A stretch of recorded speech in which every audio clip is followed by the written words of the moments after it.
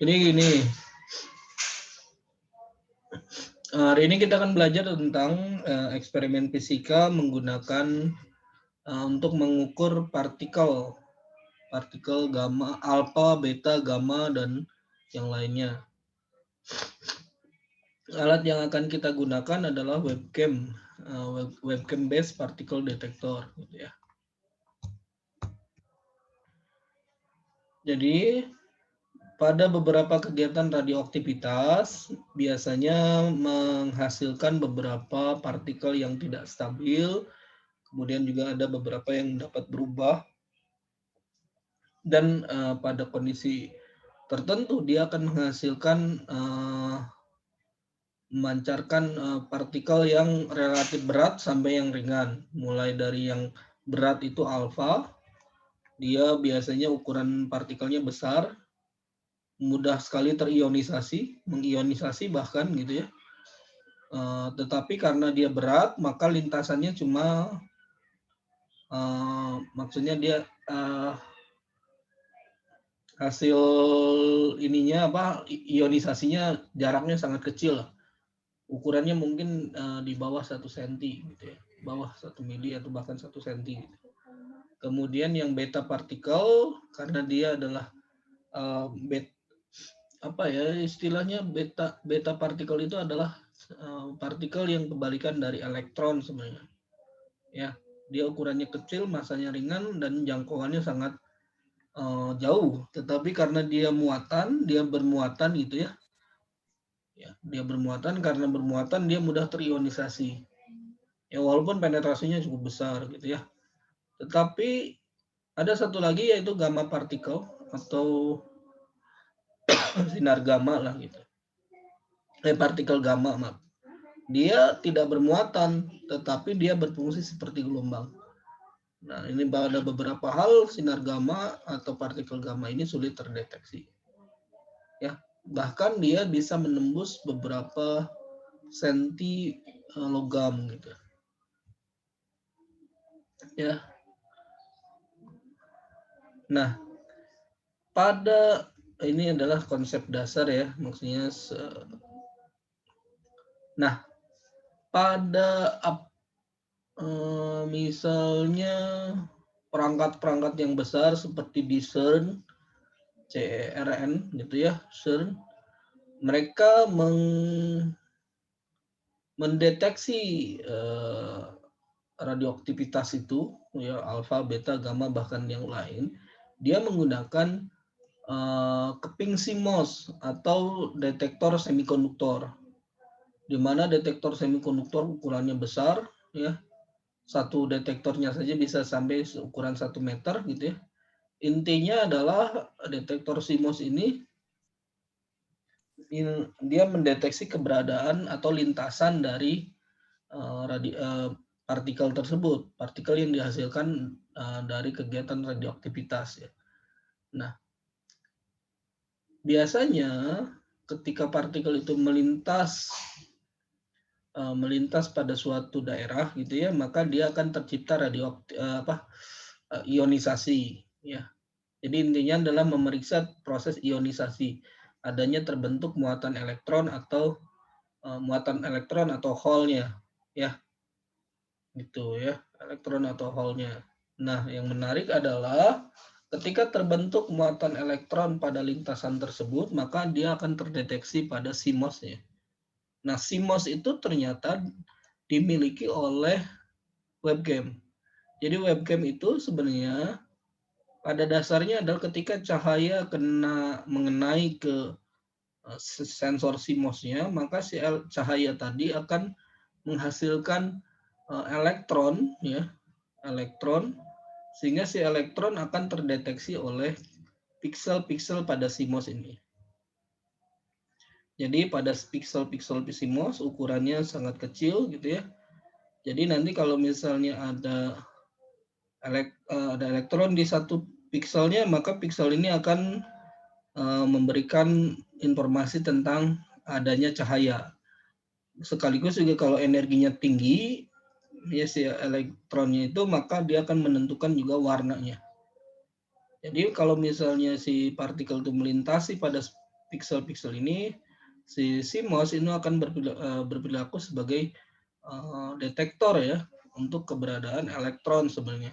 Cuma karena elektron itu dihasilkan oleh cahaya, maka dia menjadi gambar seperti yang kita gunakan untuk dalam kegiatan ini misalnya gitu, yang Bapak gunakan dalam apa istilahnya, dalam kegiatan hari ini ya, ada video, ada misalnya kamera dan seterusnya gitu. Nah, intinya adalah adanya CMOS ini dalam kamera. Nah, partikel alfa, beta, dan gamma karena dia mudah dalam artian menghasilkan ionisasi, terutama misalnya yang alfa, beta, dan gamma, alfa dan beta, dia mengionisasi secara kuat, maka di layar nanti, misalnya ini ya, ini Bapak di apa istilahnya, bentar, lihat, silakan dilihat apa istilahnya kamera yang Bapak share screen-nya mungkin ganti ya, bentar. Share screen-nya ini adalah advance.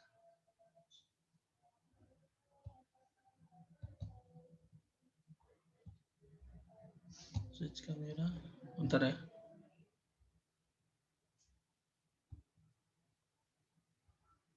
Nah, ini jadi sebenarnya ini adalah webcam.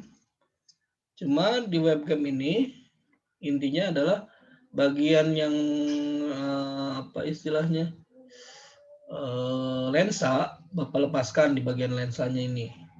Kemudian agar cahaya tidak masuk ke dalam CMOS-nya dan mengganggu pada proses pengukuran, maka si lensanya dikeluarkan, kemudian si webcamnya ini dibungkus menggunakan selotip hitam ya, dengan alasan supaya cahaya tidak masuk ke sana. Jadi yang terukur adalah adanya ionisasi partikel saja, misalnya beta, gamma, atau alfa gitu, tergantung dari jenis ini ya. Walaupun sebenarnya ada jenis satu lagi yang umum, yaitu apa istilahnya, radiasi kosmik. Radiasi kosmik itu adalah radiasi karena adanya gelombang atau radiasi dari peristiwa Big Bang.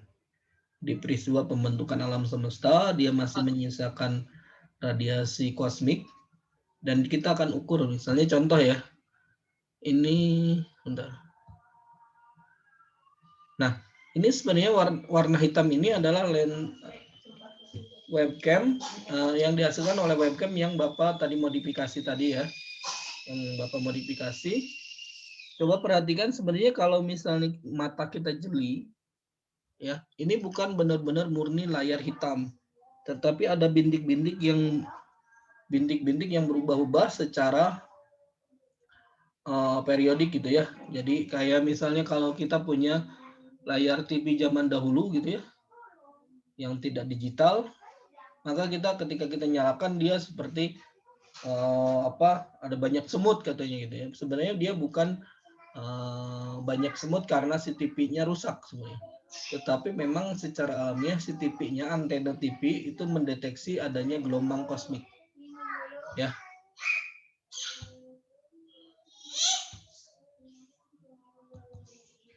Ya, jadi sebenarnya gelombang kosmik dideteksi oleh antena, kemudian ditampilkan di TV. Zaman dulu ya, yang belum. Jadi ketika si partikel itu melewati pixel, maka partikel ini akan ketika melintasi semikonduktor, dia akan mengeluarkan berinteraksi dan menghasilkan elektron, baik itu menghasilkan muatan positif atau muatan negatif, dan dia akan mengaktifkan si istilahnya adalah si pixelnya ya dari si CMOS.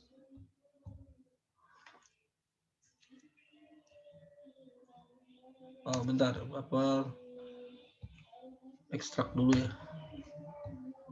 Nah,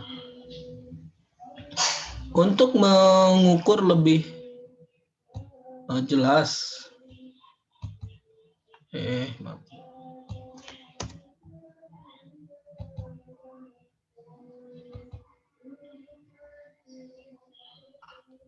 Ada namanya aplikasi namanya Termino Particle Detector. Jadi, oh iya ini caranya ya tadi ya. Masih kelihatan caranya? Di layar ada webcam, Ada Pak. ada LED, ada lensanya kita lepas gitu ya, kemudian CMOS-nya kita tutupi ya pakai aluminium supaya cahayanya tidak ini. Nah, kemudian ada namanya Termino Particle Detector. Bapak ambil dari physicsopenlab.org. Dia penulisnya sebenarnya perempuan ya. Bukan perempuan, maksudnya ayah dan anak. Jadi bapaknya adalah fisikawan, juga anaknya juga fisikawan, membuat aplikasi namanya Termino Particle Detector. Ini. Bentar, Bapak aktifkan dulu ya. Laptopnya lemot soalnya sambil juga ngerekam ya.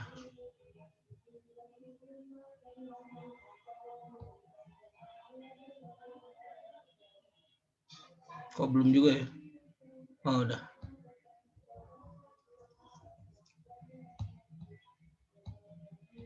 Oke. Share-nya Bapak ganti menjadi Termino Particle Detector. Kelihatan?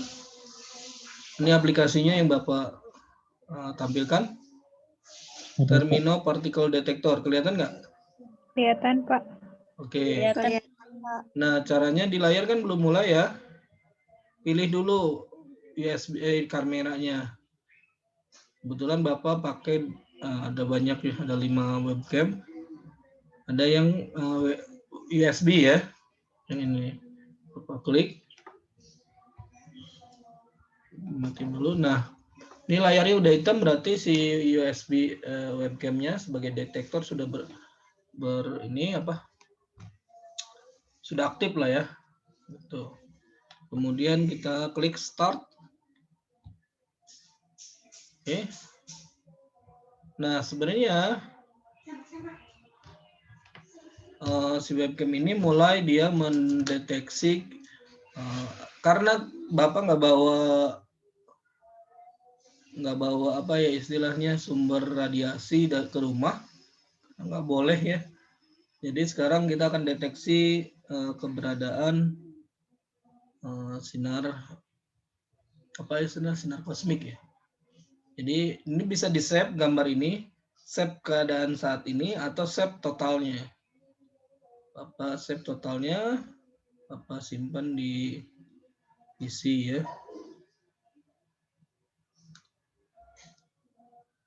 Wah jadi ketahuan nih PC Bapak nih.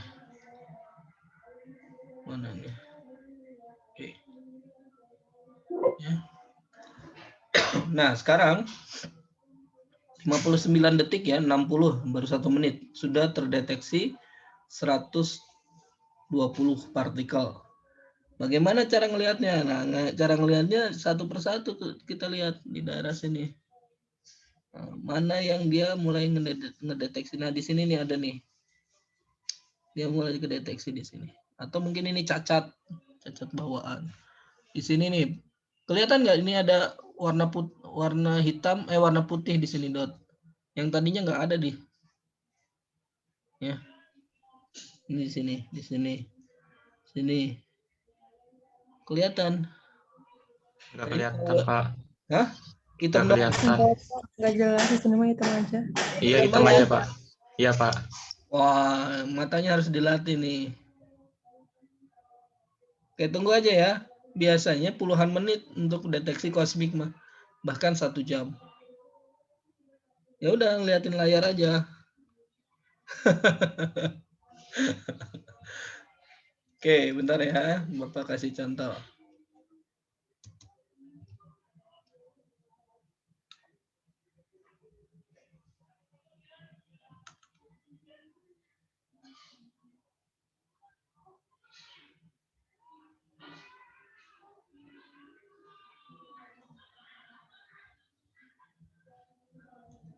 Bentar ya, laptopnya lemot karena harus membuka banyak aplikasi.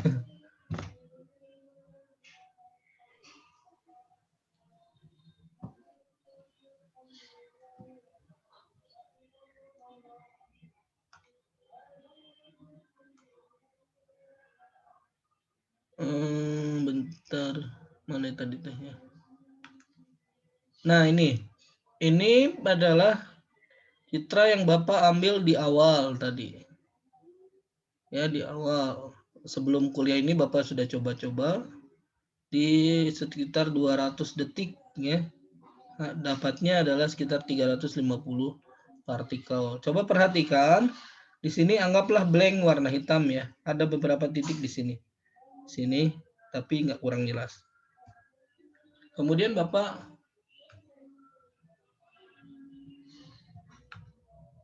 loh kok.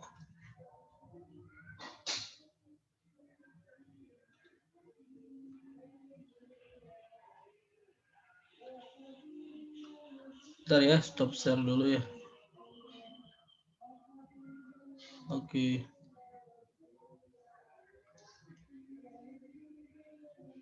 Oh, kok ini?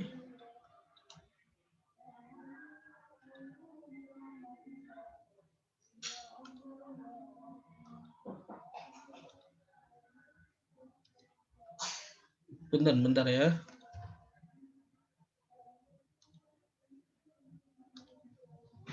Mana tadi tuh?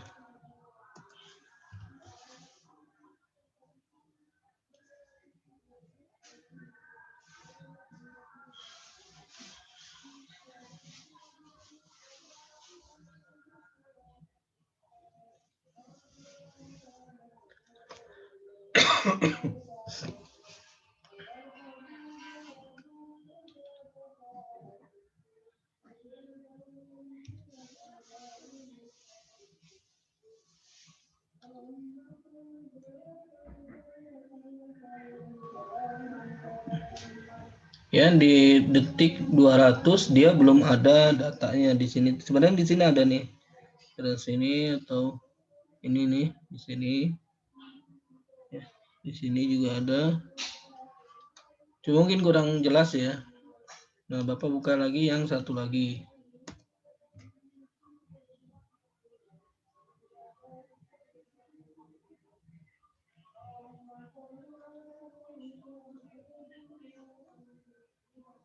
Nah, coba perhatikan sekarang di sini. Ini ada di detik ke 300. Di sini ada nih, kelihatan nggak? Nggak ada Pak, yang dilingkerin malah hitam semua. Coba perhatikan yang kedua. Yang ini nih. Ada Pak kelihatan satu Ya. titik putih. Ada satu titik putih ya. Ya. Nah, itu adalah di detik ke 327. Jadi kalau detik yang 206 yang ini kan nggak ada di bagian bawah ya, di sini ya. Di 206 detik nggak ada ya. Di detik ke 327 ini ada kedeteksi. Kelihatan ya, jelas ya? Jelas nggak? Kelihatan nggak? Kelihatan, Pak. Nah, ini adalah radiasi kosmiknya di sini. Dia bisa jadi sebenarnya mungkin bukan hanya radiasi kosmik, mungkin ada radiasi yang lain. Tapi karena asumsi Bapak tidak menggunakan istilahnya sumber radiasi yang lain yang hanya ada di rumah Bapaknya, dalam artiannya lingkungan sekitar gitu ya, bisa jadi radiasinya hanya kosmik saja gitu.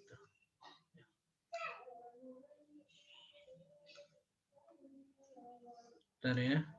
Sekarang Bapak share screen lagi yang termino lagi.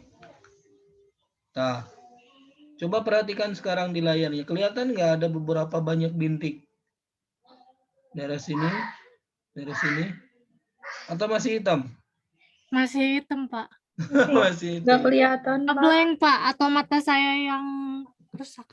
Mungkin ini kan transfer datanya dari Bapak ke kalian kan nggak kelihatan. Tapi sebenarnya bisa Bapak save lagi gitu ya. Nah, ini Bapak. Nah, ini adalah yang waktu kita mulai. Bentar, Bapak tampilkan dulu.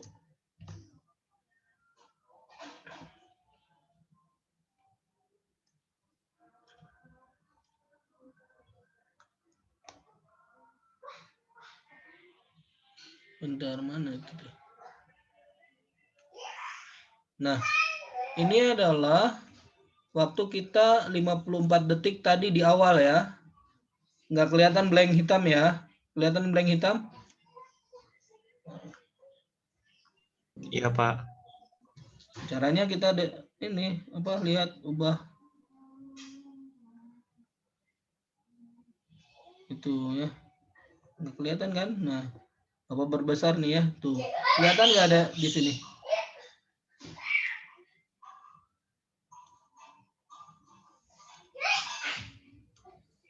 Di sini kelihatan nggak? Kecil ya? Cenderung nggak ada ya. Nah, sekarang Bapak buka yang terakhir. Sudah berapa detik ini? Nanti Bapak periksa dulu ya.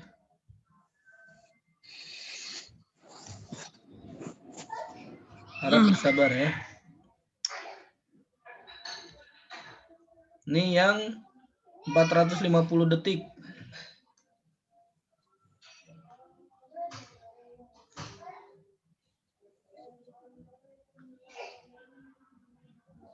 Kelihatan di sini nih?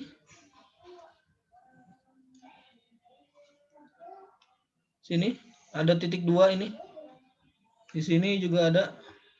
Nggak ada, Pak. Nggak ada. Maaf. Belum diubah lagi. Ininya share screen-nya. Share screen-nya yang ini. Nah, titik 2 ada. Kelihatan nggak? Kelihatan, Pak. Oh, yang merah ini mah tadi Bapak kecoret. Nah, ini nih, banyak nih di sini. Nah, di sini banyak nih. Ya, di sini. Cuma memang kosmik itu dia enggak terlalu kuat. Ya, karena dia gelombangnya gelombang yang cenderung radio sebenarnya lemah. Ya. Jadi intinya eksperimen fisika menggunakan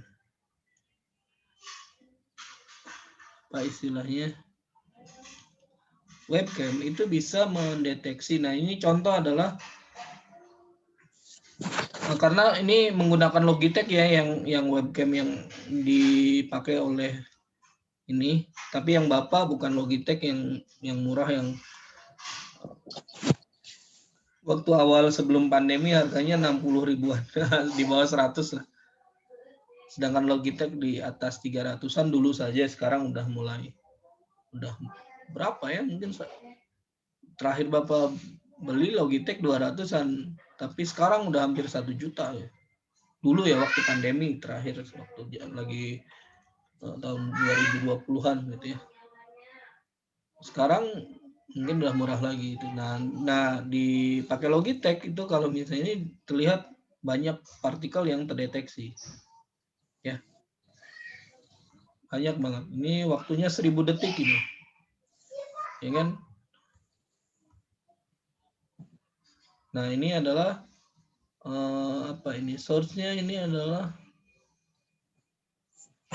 apa ini? Ini enggak ada. Isotop misalnya ini untuk nah coba perhatikan di sini banyak lah, intinya ada amerisium, cesium gitu ya, bahkan uranium gitu ya. Di lab ini sendiri ada banyak sekitar 5 ya. Radium di lab ada, amerisium juga ada, campurannya ada beberapa. Bahkan kalau misalnya pernah nggak ngelihat sarung lampu buat Petromax? Tahu sarung lampu buat Petromax?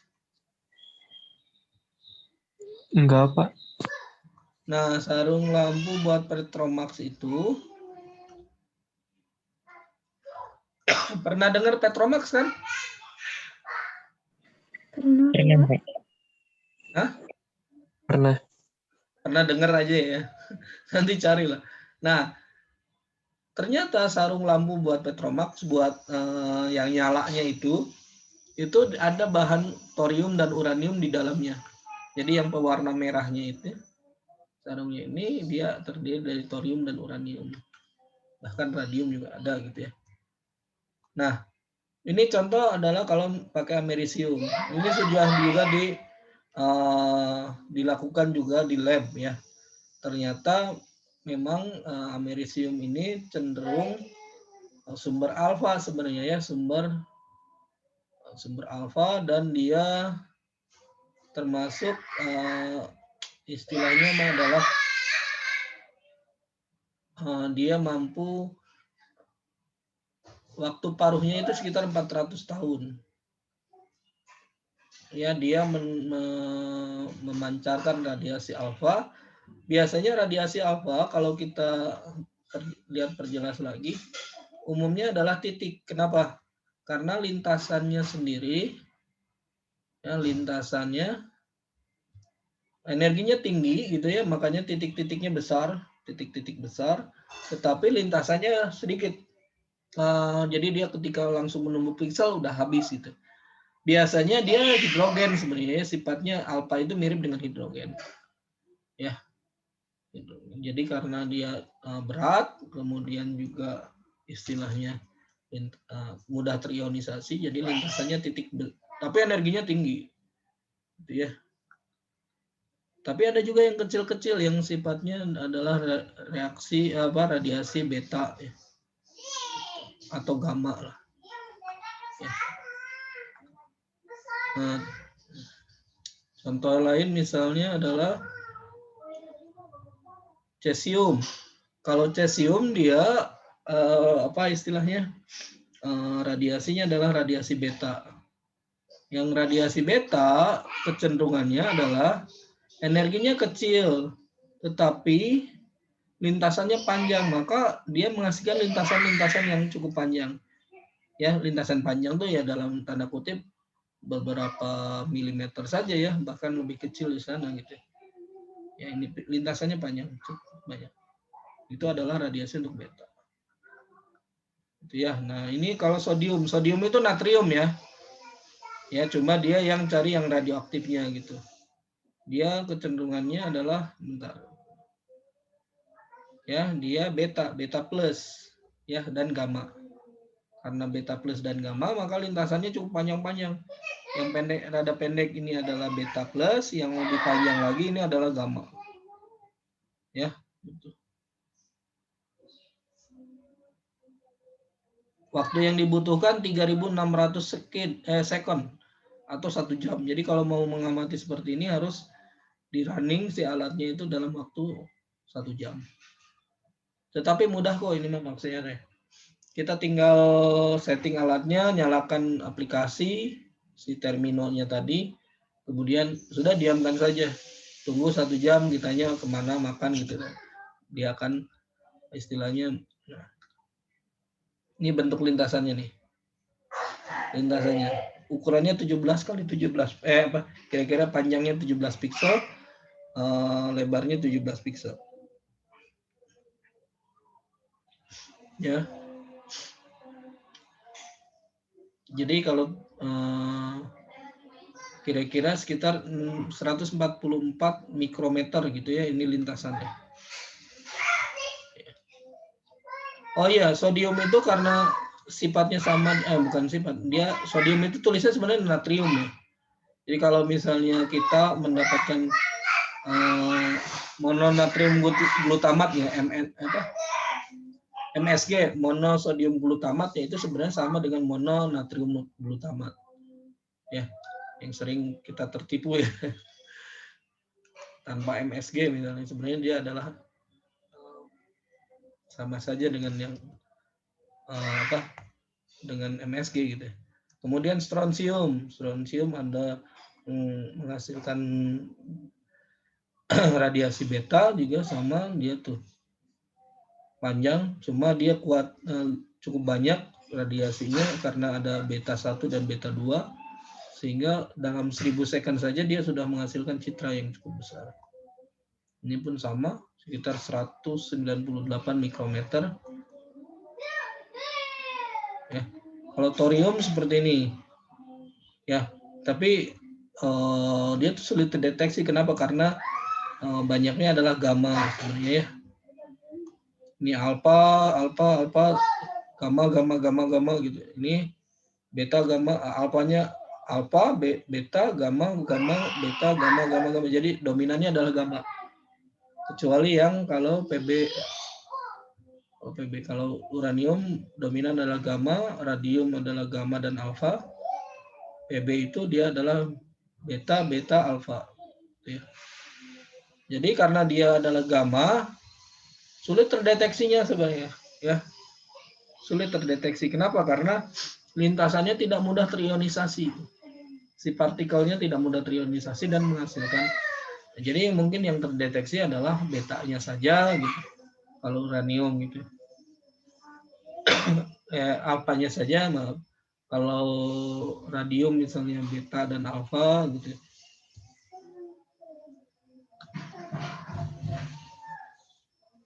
Jadi yang thorium hanya mendeteksi beta saja. Kenapa? Karena lintasannya cukup panjang.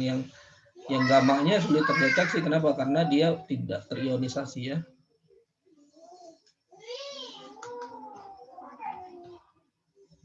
Oke.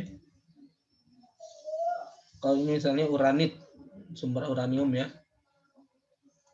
Nah, apa maksud dari pengajaran kuliah ini sebenarnya?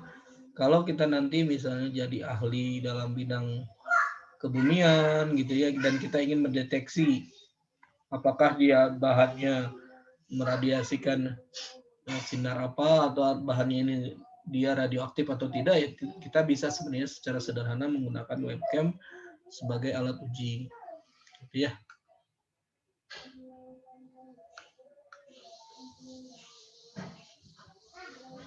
Ini adalah sumber uranium, gitu ya. Oke. Ada pertanyaan berkaitan kuliah kita sekarang hari ini?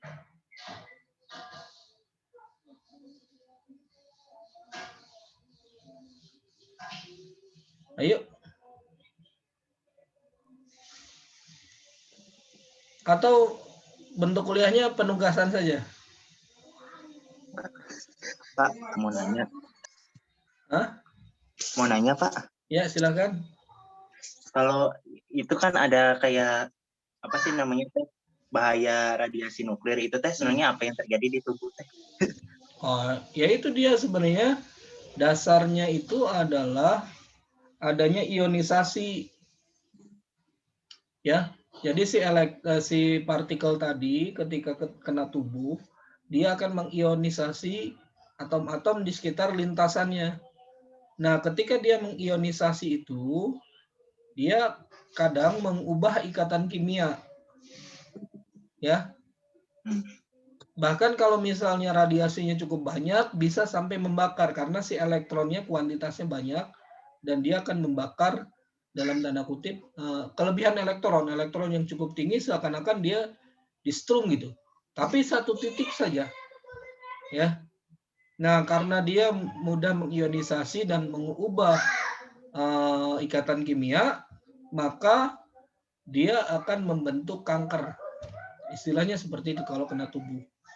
Ya makanya beberapa itu hindari adanya radiasi nuklir misalnya gitu. Ataupun kalaupun ada kita punya shield atau penahan gitu ya. Misalnya ada di ruangan yang penuh radioaktif itu kita kasih shield misalnya dengan PB ya, timbal dan yang lainnya. Sehingga ketika sinar alfa, beta dan gamma-nya itu kena memancar dari sumber radioaktif itu kena ke PB dulu, dia logam berat. Jadi si energinya itu diserap dulu oleh logamnya. Itu. Kayak timbal PB gitu ya, timbal dan seterusnya. Dia biasanya berfungsi sebagai shielding. Kayak gitu ya. Ada pertanyaan lagi? Pak Iren mau tanya. Ya, Iren silakan. Kalau kan biasanya di rumah sakit tuh kayak bagian radiologi kayak gitu-gitu tuh ada peringatan gitu ya. Nah, Hamil dilarang diam di daerah radiologi karena radiasi tinggi. Terus kalau misalnya kayak gitu berarti ngaruhnya ke bayinya atau gimana? Sama yang kerja di radiologi kayak gitu tuh bakal aman atau enggak? Soalnya banyak yang bilang resiko kerja di bagian radiologi itu terutama perempuan dengar-dengar tuh katanya susah hamil, bilangnya gitu. Tapi jadi kurang tahu sebenarnya benar. ya itu kan preventif ya, pencegahan. Sebenarnya radioaktivitasnya yang tinggi itu pada saat dijalankan sebenarnya karena dia sifatnya sinar X ya, dibentuk. Jadi radiologi misalnya sinar X-ray gitu ya, itu sebenarnya dalam tanda kutip dia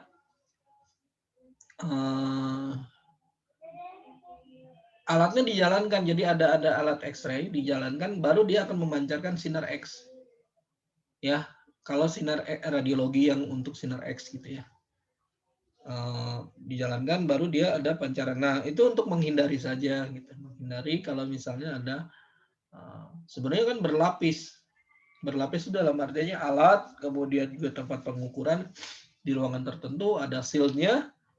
Setelah itu ada ruangan kosong, ada shield lagi. Jadi ruangan kosong itu kalaupun ada yang bocor, dalam artiannya si sinar X-ray-nya tembus gitu ya, itu ada ruangan kosong, isinya adalah dalam tanda kutip udara itu akan menyaring lagi lah, mengionisasi si radiasi tersebut. Kemudian ada shield lagi, tembok baru misalnya, tembok lagi, dan itu sebenarnya dalam tanda kutip untuk mencegah kebocoran gitu. Kemudian berkaitan dengan kalau misalnya kerja di radiologi susah hamil, sebenarnya kan karena ilmu itu Mbak ya, dalam tanda kutip menghindari gitu ya, menghindari terjadinya peristiwa seperti itu, misalnya radiasi berlebih gitu dan seterusnya. Ya beberapa orang yang dalam tanda kutip yang bekerja di sana memang disarankan untuk menikah lebih cepat misalnya gitu. Dalam artiannya memang karena ya menghindari peristiwa-peristiwa yang tidak diinginkan saja sebenarnya. Preventif ya.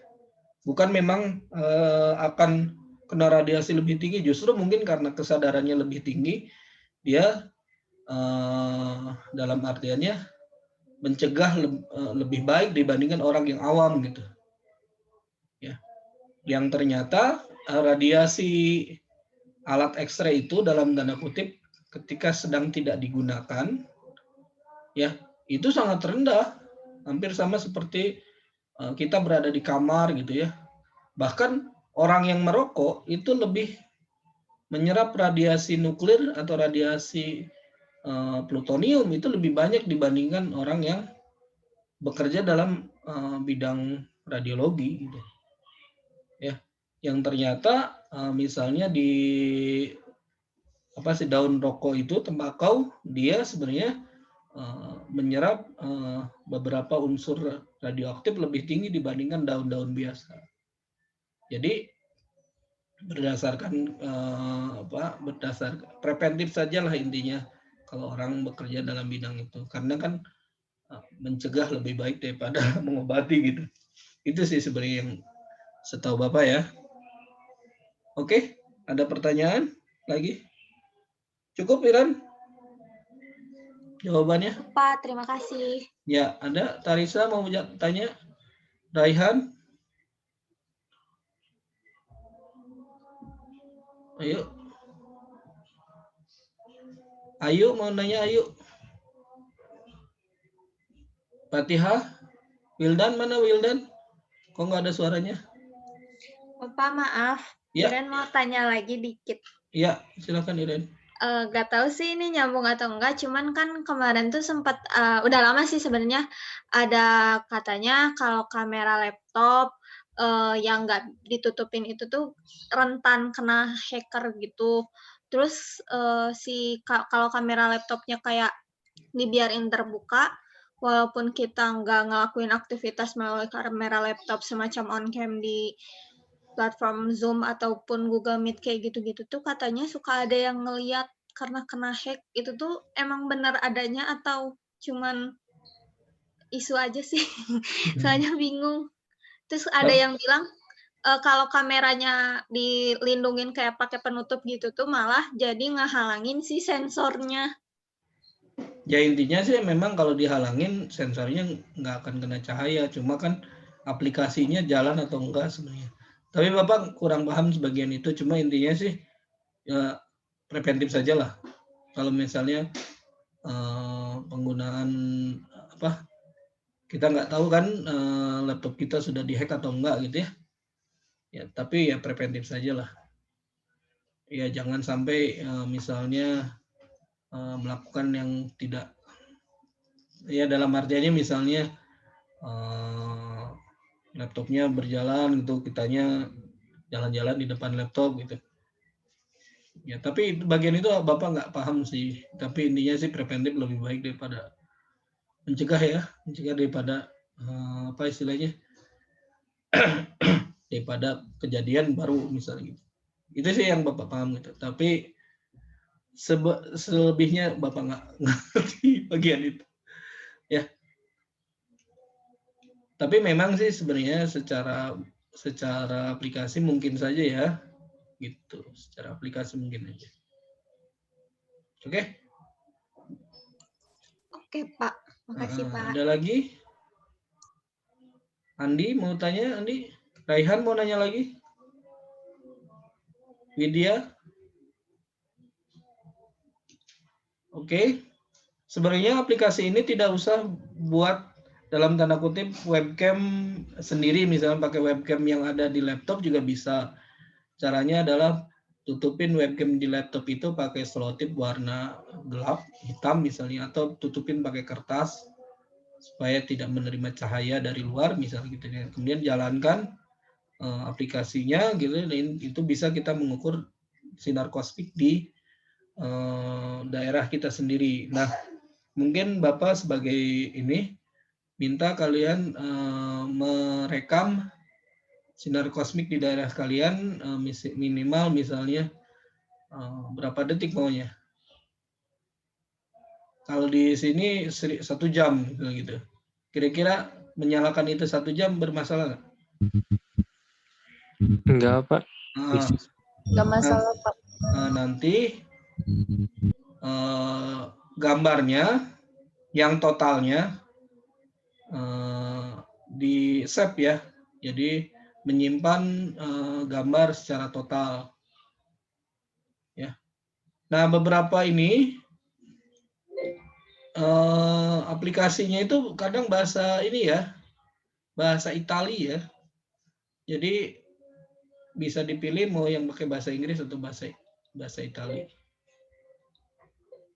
Jadi total image-nya nanti di save. Oke. Kalau nggak ada lagi pertanyaan, kita tutup dengan hamdalah. Alhamdulillahirabbil alamin. Alhamdulillahirobbilalamin. Bentar, Catherine mau nanya katanya. Enggak, Pak. Oh enggak, saya kira mau nanya Catherine. Ya, sudah kalau gitu kita tutup. Ya, assalamualaikum warahmatullahi wabarakatuh. Waalaikumsalam warahmatullahi wabarakatuh. Terima kasih, Bapak.